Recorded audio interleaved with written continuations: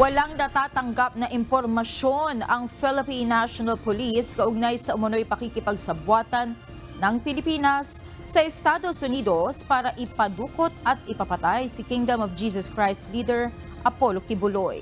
Ayon kay PNP Public Information Office Chief Police Colonel Jean Fajardo, wala din silang natatanggap na official report na may banta sa buhay nito. Ngunit gayaan niya ng ibang Pilipino na nakatatanggap ng banta sa buhay. Handa ang pambansang pulisya na bigyan ito ng seguridad kung hihingi ito.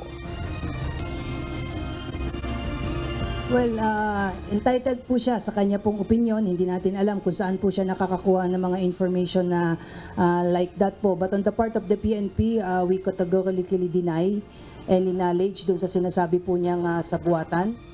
Sa ngayon po sir, except for his pronouncement po ay wala pong natatanggap po na information po ang PNP with respect to the threat against his life. But if Pastor Kibuloy has a basis for saying that, as always po, not only limited to him, lahat po ng tao, whether it's a government official or ordinary citizens po na may natatanggap pong banta sa kanyang buhay, ay lagi naman pong ready mag-provide po ang PNP ng appropriate security if there is a request for one po.